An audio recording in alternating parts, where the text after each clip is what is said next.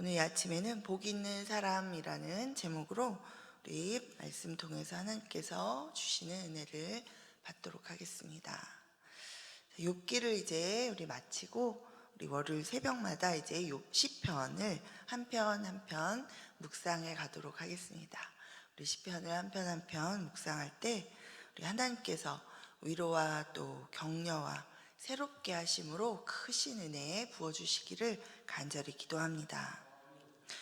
오늘은 시편 전체의 구조를 잠깐 살펴보고 우리 150편에 달하는 이 방대한 시편이라는 책의 첫 문을 여는 이제 우리가 방금 읽은 이 1편을 우리 함께 묵상해 보도록 하겠습니다. 총 150편으로 이루어져 있는 이 시편은 모두 5권의 책으로 나누어 볼 수 있습니다. 자, 그렇게 보면은 소재, 부제가 다 달려있고 권마다 권 표시가 되어 있습니다. 이것은 이 모세 오경의 구성을 따른 것으로 보여집니다. 창세기, 출애굽기, 레위기, 민수기, 신명기 이렇게 모세의 오경을 따라서 그 구조로 이 시편의 5권의 이 책이 이렇게 그 안에 시들을 묶어 놓은 것을 우리가 좀 그렇게 볼 수 있습니다. 먼저 창세기에 견주어 볼 수 있는 이 시편 제1권은 1절부터 41절까지 1편부터 41편까지 그렇게 되어 있죠. 자, 이 묶은 시들 안의 내용의 그 주요 내용은 창조주 하나님과 인간에 대해서 이렇게 시와 찬송으로 노래하고 있습니다. 그 다음에 출애굽기에 견주어 볼 수 있는 이 제2권은 42편에서 72편까지 이렇게 되어 있는데요. 자, 모두 31편으로 이렇게 묶어져 있습니다. 자, 여기서는 구원의 은총, 자, 이 출애굽기도 하나님의 이 구원의 역사를 담고 있는데 이 시들 속에서도 우리가 구원의 은총을 노래하는 것을 발견해 볼 수 있습니다. 자, 그 다음에 레위기에 비견되는 이 제3권은 73편부터 89편까지 총 17편으로 이루어져 있고 예배와 성소에 대해서 노래하고 있습니다. 그리고 또 민수기에 이 견주어 볼 수 있는 제4권은 80편에서 106편까지로 또 이렇게 17편으로 이루어져 있고 여기는 인생 광야에서의 이 순례를 노래하는 그런 시들로 그렇게 구성되어 있습니다. 자, 그리고 마지막 우리 신명기에 해당하는 그런 제5권은 107편부터 150편까지 총 44편의 시들을 묶어서 이렇게 5권이 구성되어 있는데요. 여기에서는 아주 그 주요한 내용이 하나님의 말씀, 하나님의 율법인 이 말씀에 대해서 계속해서 노래하고 있습니다. 특별히 이 5권에서 대표적인 시편인 119편, 자, 총 176절이나 되는 아주 긴 시인데요. 여기에서 노래하고 있는 이 모든 구절구절들이 모두 다 하나님의 말씀을 노래하고 있습니다. 이 시편을 가장 많이 기록한 사람은 여러분이 잘 알고 계시는 대로 다윗입니다. 전체 150편 중에서 거의 절반에 이르는 73편이 바로 다윗이 지은 시입니다.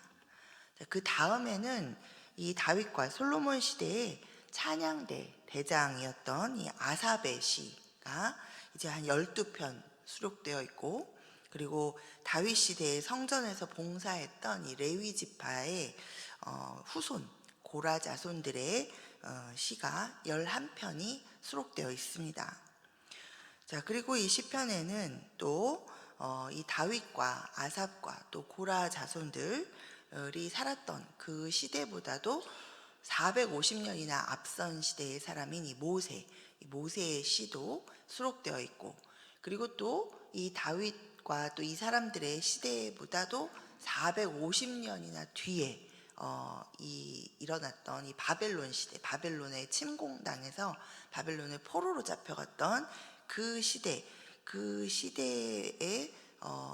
그 지어진 시도 수록되어 있습니다. 자, 그래서 이 시편은 모세 때부터 이 포로 시대까지 한 약 900년에 걸쳐서 기록이 된 시들을 한 권에 이렇게 다 한 책으로 모아져 있고, 또 이미 말씀드렸던 이 저자들 말고도 사실은 이름을 알 수 없는, 저자를 알 수 없는 그런 작자 미상의 시들도 많이 수록되어 있습니다. 그래서 저자가 밝혀 있는 시가 150편 중에 101편이고, 그리고 나머지 한 49편은 작자 미상의 시들입니다.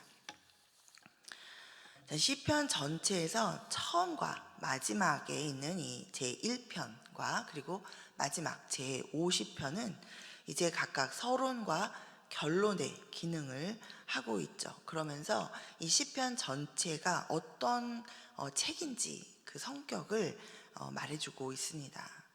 자, 1편은 시편을 시작하면서 이 율법, 즉 하나님의 말씀을 읽고 또 아주 깊이 묵상하면서 숙고하는 그런 삶을 사는 것이 바로 복 있는 자의 삶이다. 지혜 있는 그것이 바로 지혜의 길이다. 그 지혜의 길을 선택하라라고 이제 권면을 하면서 이 시편 전체의 문을 열고 있습니다. 그리고 또 이것은 바로 이 하나님의 말씀을 경외하고 또 이 하나님의 말씀으로 살아가는 삶을 사는 것이 바로 지혜의 길이다라는 것을 보여주면서 이 지혜의 책 시편이 그냥 노래가 아니라 지혜를 담은 지혜의 책이다라는 것을 말해주고 있죠. 자, 그리고 이 시편의 마지막 편 150편은 이제 시편을 마무리하면서 이 여호와를 찬양할 것에 대해서 강조하면서 그렇게 이야기하고 하면서 이 시편 전체를 마무리하고 있습니다. 자, 이것은 시편이 하나님을 찬양하는 책이며 하나님을 찬양하도록 촉구하고 또 하나님을 찬양하는 것이 어떻게 하는 것인지를 알려주는 그런 책이다라는 성격을 보여주고 있습니다. 자, 지혜의 책이고 또 찬양을 위해 하나님을 찬양하는 그런 책일 뿐만 아니라 이 시편 안에 소속되어 있는 이 많은 시들은 기도를 보여주고 있죠. 그래서 이 시편은 기도의 책이기도 합니다. 예를 들어서 시편 제2권, 이 제2권의 마지막 종결을 이루고 있는 종결 어구인 이 72편 20절에 보면 이새의 아들 다윗의 기도가 끝나니라 라고 이렇게 표현하면서 이 시편 그 2권을 마무리하고 있습니다. 자, 그래서 이런 기도를 담은 시들이 굉장히 많이 등장하고 있죠. 이것은 시편이 또 이 기도의 책으로서의 성격을 가지고 있다라는 것을 우리에게 분명하게 보여주고 있습니다. 자, 이렇게 지혜의 책이기도 하고 기도의 책이기도 하고 또 탄식을 넘어서 찬양으로 나아가는 그런 찬양의 책이기도 한 이 시편을 우리가 한편 한편 이제 묵상할 때 그냥 이런 모세 오경을 읽을 때와는 다르게 또 그 안에 담긴 내용을 시로 담고 있으니 우리도 이 시편을 시로 이렇게 여러분들께서 시를 낭독하듯이 그렇게 낭독하시고 또 찬양을 부르듯이 찬양의 가사를 읊조리듯이 그렇게 시편을 우리가 묵상해 나가면서 우리 삶 속에서 늘 우리와 함께 하시면서 은혜로 역사하시는 하나님을 깊이 만나시게 되기를 간절히 소망합니다. 자, 이제 그러면 시편 150편의 전체의 문을 여는 열쇠와 같은 이 1편을 한번 함께 묵상해 보겠습니다. 자, 이 1편은 1절부터 3절 복 있는 사람, 의인에 대해서, 그리고 또 4절, 5절 그 반대격인 악인에 대해서, 그리고 마지막 6절은 이 1편의 결론으로서 의인과 악인의 이 운명에 대해서 이렇게 세 부분으로 우리가 나누어 볼 수 있습니다. 자, 먼저 1절부터 3절까지 우리 함께 다시 한번 읽어보도록 하겠습니다. 자, 1절부터 3절입니다. 시작. 복 있는 사람은 악인들의 꾀를 따르지 아니하며 죄인들의 길에 서지 아니하며 오만한 자들의 자리에 앉지 아니하고 오직 여호와의 율법을 즐거워하여 그의 율법을 주야로 묵상하는도다. 그는 시냇가에 심은 나무가 철을 따라 열매를 맺으며 그 잎사귀가 마르지 아니함 같으니 그가 하는 모든 일이 다 형통하리로다. 아멘. 시편 150편의 이 문을 열면서 자, 여기는 복 있는 사람은 이라는 말로 이렇게 시작하고 있습니다. 자, 어떤 사람이 복이 있는 사람입니까? 예수님께서도 이 공생애를 시작하시면서 하신 이 첫 설교인 이 산상수훈, 여러분이 이제 마태복음이나 이 복음서는 예수님의 생애이죠. 그래서 예수님의 이제 탄생에 관한 이야기, 그리고 예수님이 자라나시는 이야기, 그리고 자, 이제 공생애를 시작하기 전에 예수님께서 이제 공생애를 예비하시는 기간이 있습니다. 그래서 또 세례를 받으시고, 어때요? 그 전에 어때요? 세례 요한이 나가서 광야에서 회개하라 외치고, 그리고 예수님께서 또 이 세례 요한에게 나아오셔서 세례를 받으시죠. 어린 양이 되시기 위해서 또 우리와 같은 그런 세례를 받으시고, 그리고 또 그 다음에 광야에 이끌려 나가셔서 40일 동안 시험을 받으시고, 자, 그리고 나서 이제 예수님께서 본격적으로 공생애를 시작하십니다. 자, 그 공생애를 시작하시면서 가장 먼저 하신 사역이 이제 가르치시는, 물론 공생애 기간 내내 끊임없이 가르치시고 또 치유하시고, 네, 그리고 하나님 나라를 전파하셨죠. 그것이 이제 마태복음 같은 경우에는 마태복음 5장부터 5, 6, 7장에 이제 예수님께서 공생애를 시작하시면서 그 다음에 이 처음 하신 이 설교 산상수훈이 등장합니다.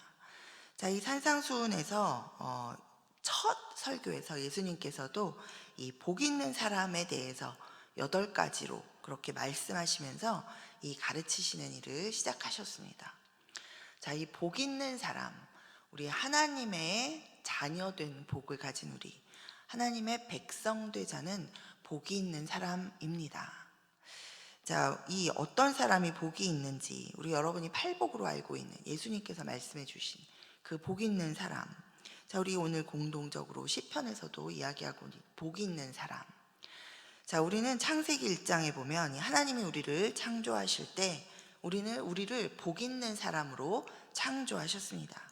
자녀가 부모를 닮아서 이렇게 태어나는 것처럼 우리는 이 세상의 그 어떤 피조물과도 다르게 하나님의 형상을 닮아서 이 땅에 태어났습니다. 이 땅에 창조되었죠.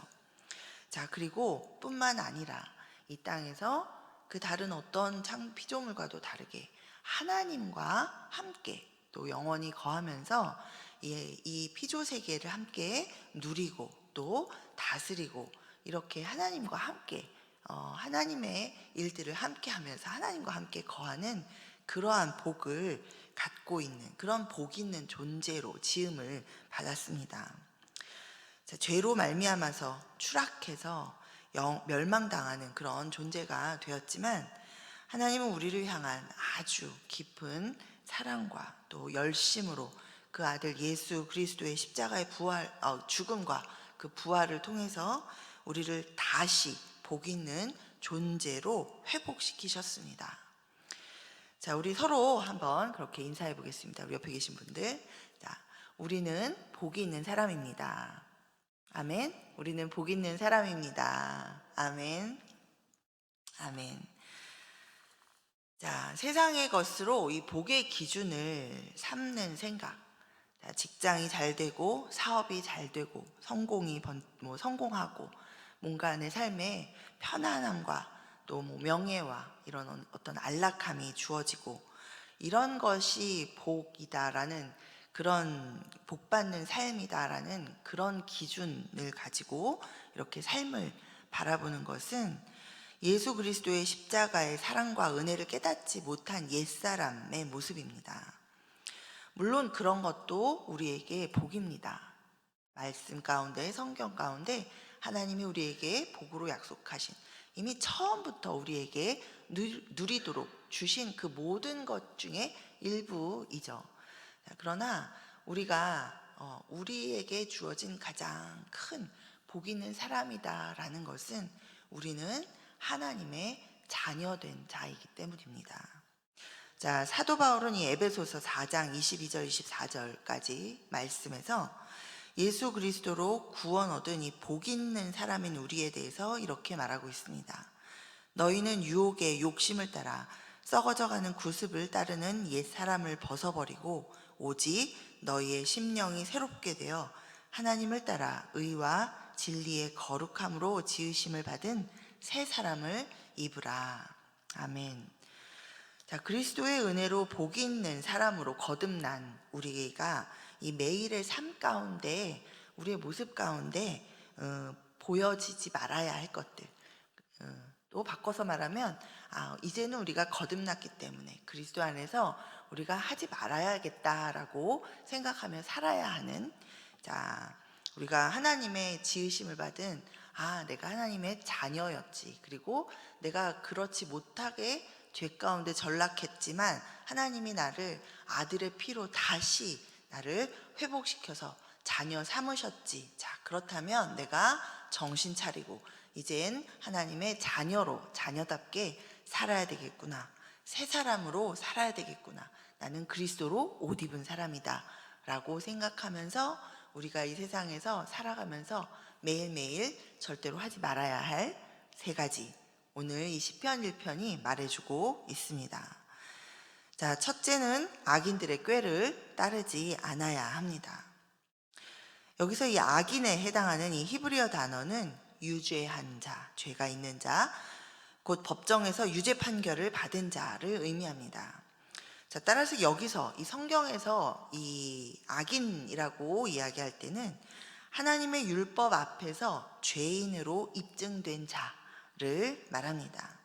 자, 이들에게는 하나님의 율법 대신에 자신의 삶의 원리가 있습니다. 자, 이것이 바로 꾀라고 하는, 여기 악인들의 꾀죠.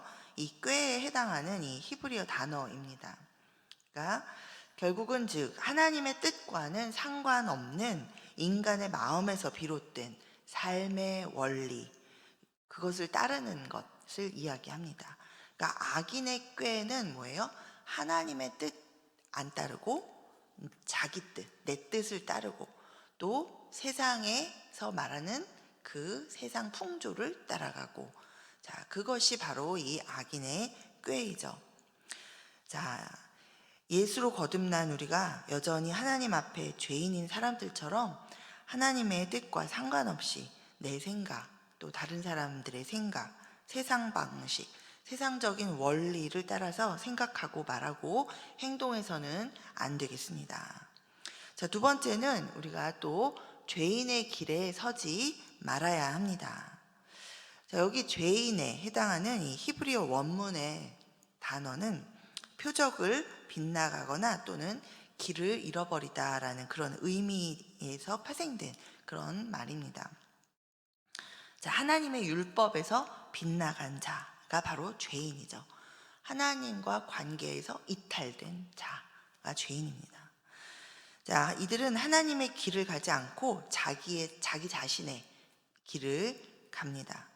예수로 거듭난 우리는 이제 내 판단으로 그냥 내 길을 가는, 내 생각으로 세상이 말하는 대로 그렇게 자기 소견에 좋은 대로 그렇게 그 길을 가는 것이 아니라 하나님의 뜻을 분별하고 그 하나님의 뜻을 따라서 하나님이 인도하시는 그 하나님의 길을 가야 할 줄 믿습니다.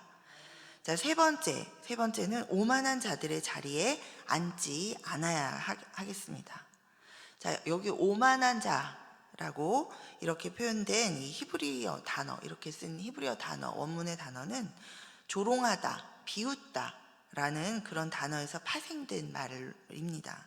자, 그래서 이 조롱하는 자, 그래서 이 오만한 자는 하나님을 조롱하는 자를 이야기합니다.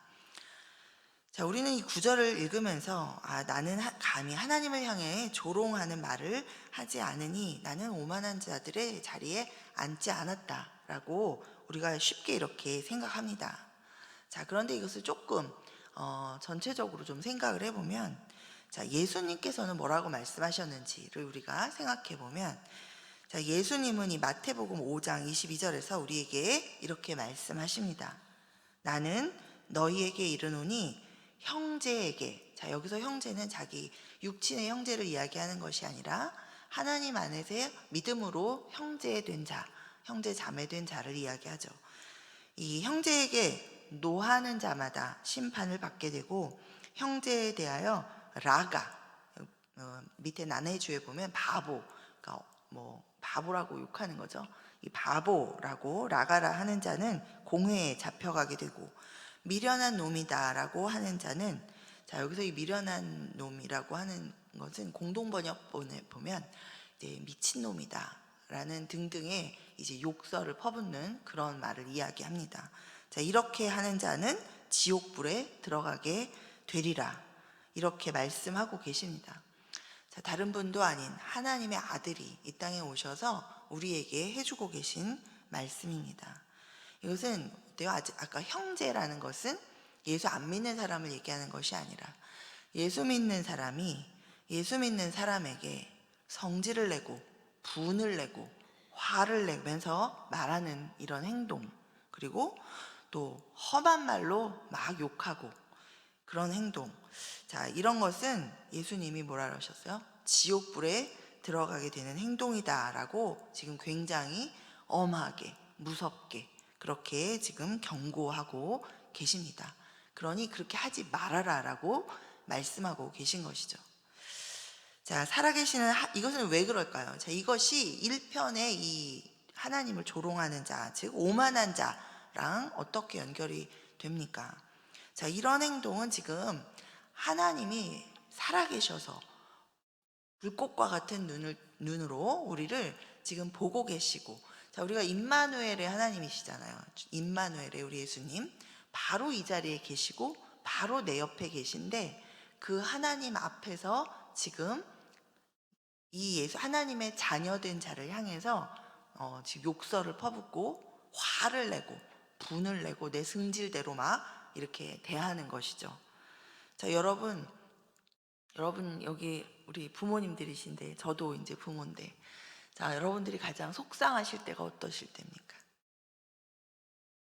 다른 많은 일들도 있지만 자녀들이 싸울 때, 여러분 앞에서 싸우지 않아도 속상한데, 만약에 여러분이 계신데 여러분 면전에서 자녀들이 서로가 욕을 해대면서 막 멱살을 쥐어쥐고 머리털을 뜯으면서 그렇게 싸움을 할 때 여러분 어떤 마음이 드실까요? 나를 무시한다. 이것이 바로 조롱하는 것이죠. 자, 우리가 이렇게 하는 것은 바로 살아계신 하나님을 조롱하는 것이 되는 것입니다. 자, 그것이 바로 이 시편 1편에서 시편 기자가 이야기하는 오만한 자의 자리에 앉는 것입니다. 자, 우리 이 골로새서 3장 8절에서 사도 바울도 이렇게 말합니다. 이제는 너희가 이 모든 것을 벗어버리라. 자, 예전에 그렇게 했었다라는 거죠.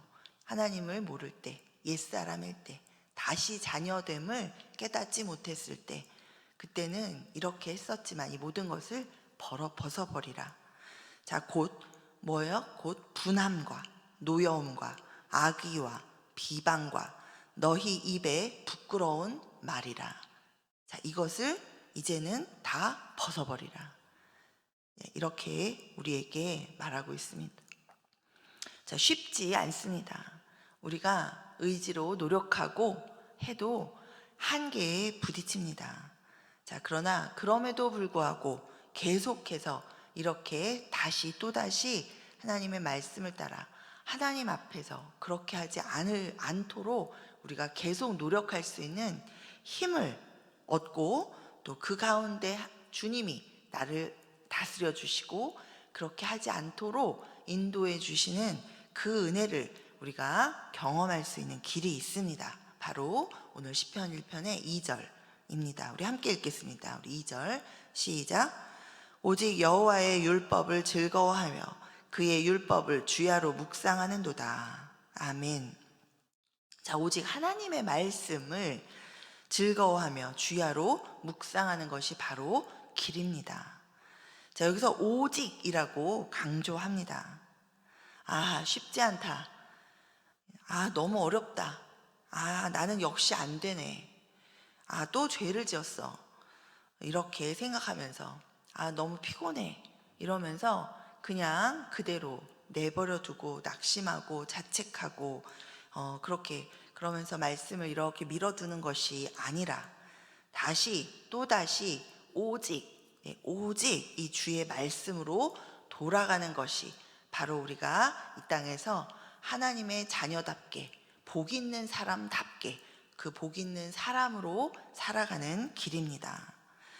자, 밤이나 낮이나 앉으나 서나 운전할 때나 걸을 때나 틈만 나면 이 성경 66권의 말씀을 듣고 또 읽고 묵상하고 또 암송하고 공부하고 이런 데에 집중하는 것입니다.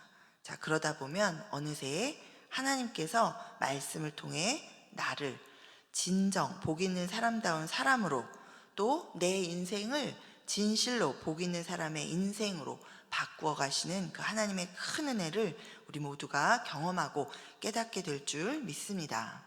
아멘. 자, 그 결과 3절과 6절에 잘 나와 있죠? 우리 다 함께 3절과 6절 함께 읽고 기도하겠습니다. 우리 시편 3절, 1편 3절입니다. 시작. 그는 시냇가에 심은 나무가 철을 따라 열매를 맺으며 그 잎사귀가 마르지 아니함 같으니 그가 하는 모든 일이 다 형통하리로다. 아멘. 또 6절입니다. 시작.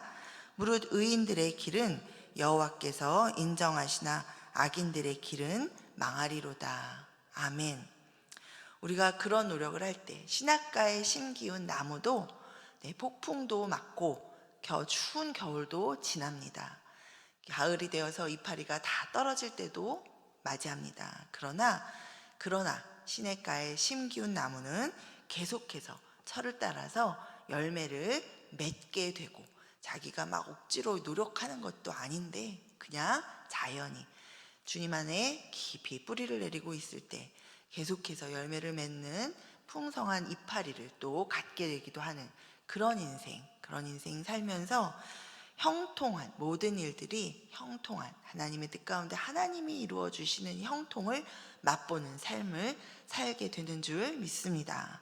그리고 그 사람은 세상이 알아주지 않아도 하나님께서 알아주시고 인정하는 그러한 삶을 정말 복 있는 사람의 삶을 하나님 앞에 복 있는 사람으로 살아가는 줄 믿습니다. 아멘. 우리 오늘 다 함께 하나님, 내가 세상에 이끌려서 내 감정의 요동침에 이끌려서 하나님 앞에 하나님 면전에서 내가 이렇게 악인처럼 하나님을 모르는 자처럼 그렇게 행동하지 않고 살게 하여 주십시오. 하나님, 나를 다스려 주시고 오늘도 붙잡아 주셔서 내가 하나님의 자녀로 정말 복 있는 사람으로 살도록 또 그러한 나의 인생이 복 있는 사람의 인생, 하나님께서 나에게 주시는 형통을 경험하는 그런 인생 되게 하여 주시옵소서. 우리 이렇게 다 함께 간구하시면서 우리 주신 말씀 기억하면서 우리 주의 이름 부르고 기도하며 나아가겠습니다. 주여.